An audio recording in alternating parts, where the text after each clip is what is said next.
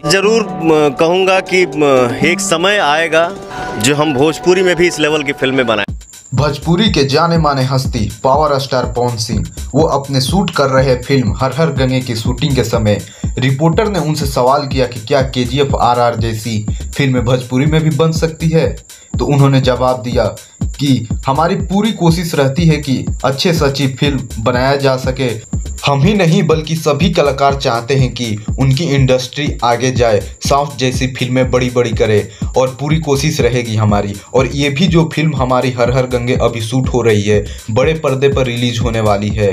इसे 4 लैंग्वेजों में रिलीज की जाएगी, जो कि बहुत ही अच्छी फिल्म है और ये माँ गंगे पर बनाया गया है। और यह भोजपुरी का पहला फिल्म है जो मल्टी लैंग्वेजों में रिलीज किया जाएगा। और आप सबका क्या राय है, क्या साउथ इंडस्ट्री जैसा भोजपुरी में भी फिल्में बनेंगी? आप लोगों पे इसका क्या विचार है, कमेंट करके जरूर बताएं। और ऐसे ही देखते रहिए हमारे चैनल को और सब्सक्राइब करके बेल आइकन को ऑन कर लीजिए। जय हिंद।